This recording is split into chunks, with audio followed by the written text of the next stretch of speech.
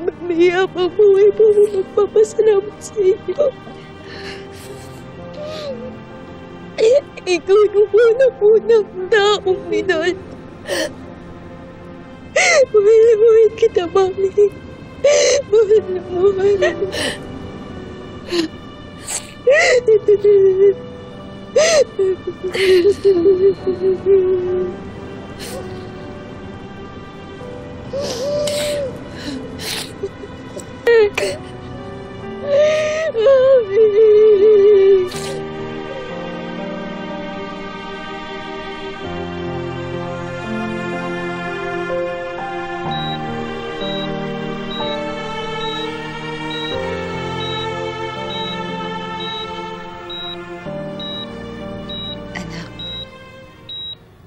Wala ka bang nararamdaman na kahit konting galit kay Olive sa mga nagawa niya sa'yo at sa pamilya natin?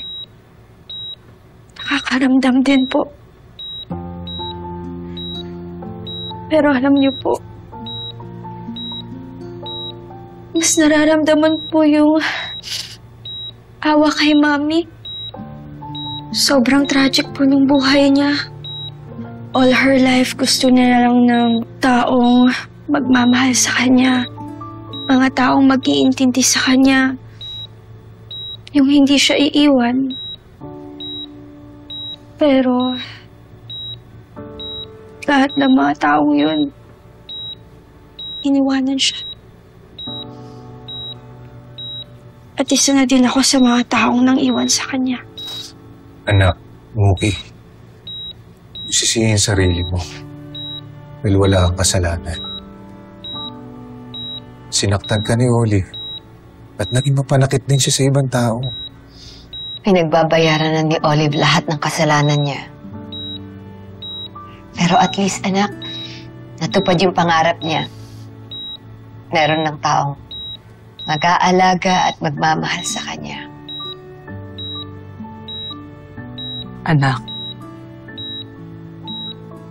magpagaling ka, ha? Kahit na sinabi ng doktor na parang gulay ka na. Huwag kang mawawala ng gaanang mabuhay, ha? Huwag kang mag-alala. Andito lang ang nanay. Hindi kita iiwanan.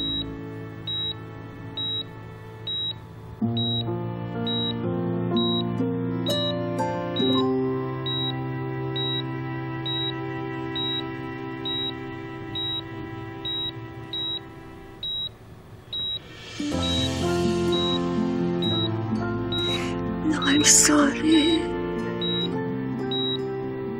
Kung hindi kita iniwanan noon, kung hindi ko kayo pinamigay ni Jade, di magiging ganito kapalaran mo.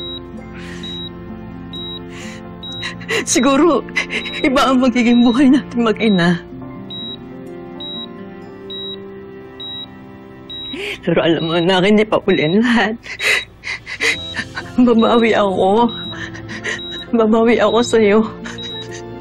Ipaparamdam ko sa'yo yung tunay na pagmamahal ng isang ina. Yung walang labis. Walang kulang.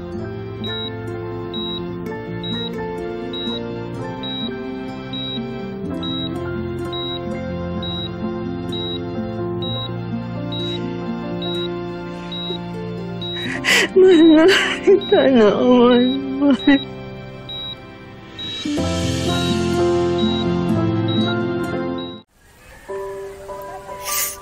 Ano bang meron? Ba't bangiti ka ng ngiti dyan?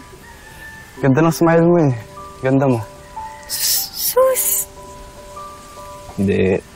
Siyempre bukod doon, masaya ako natapos na yung problema mo. Ang family niyo. Kaya nga eh. Alam mo, Zane, maraming salamat ah. Kasi lagi kang nandyan ng mga panahon na kailangan ko ng kakampi. Kaya ngayon, nakakapag-focus na ako sa sarili ko, sa family ko, tsaka sa school. Sa atin,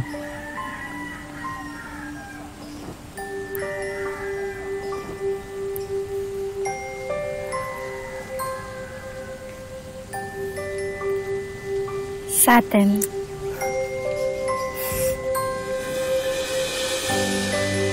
Matagal ko na sanang gustong gawin to. Pero sabi nga nila, di ba? Sa hinaba-haba ng prosesyon, sa lahat ng mga pinagdaanan natin, Emma, sana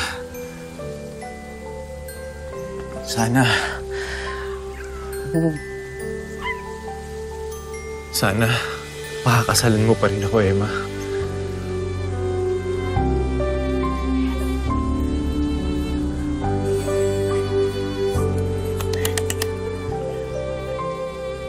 Oo naman, Dan.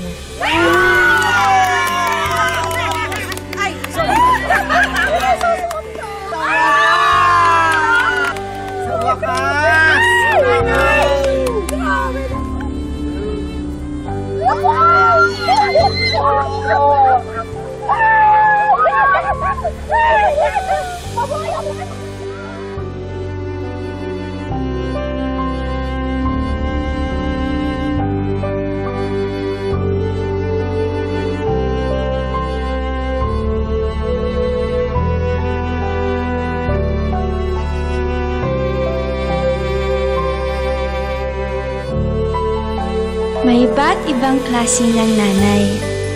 May nanay na strict at sobra kong magmahal. Akala natin sa umpisa, okay lang, na yun ang tama. Hanggang sa marirealize natin na ang lahat ng sobra ay nakakasakit at nakakasakal. May nanay na mapagpatawad. Siya yung handang tumulong sa pagtatama ng mga mali ng anak niya. Siya si Nanay Emma. At maswerte ako dahil siya ang nanay ko. Ang pinakamamahal na nanay ko. Patuloy lang magmamahal, patuloy na nalaman. Dahil pagkatapos ng gabi, ikaw pa rin ang aking ilaw. Ikaw ang buhay na... Anong sabi mo? Ma'am! Ma'am! Ma'am! Oy, 100,000 yun. Kami! Kakalik, kinalimutan mo ka namin yung... Sorry, ano yun?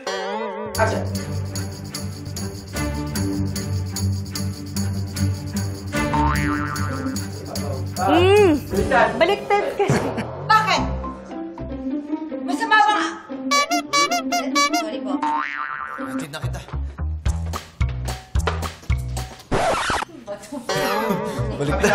Baliktad, ikaw ata yung lasing eh. Ang sakit na ng paa ko. Parang dumudugo na rin. Ayan na yan, kuya! Dali, dali! Mag-isiri kayo mga bakla! Ayan na yan, kuya!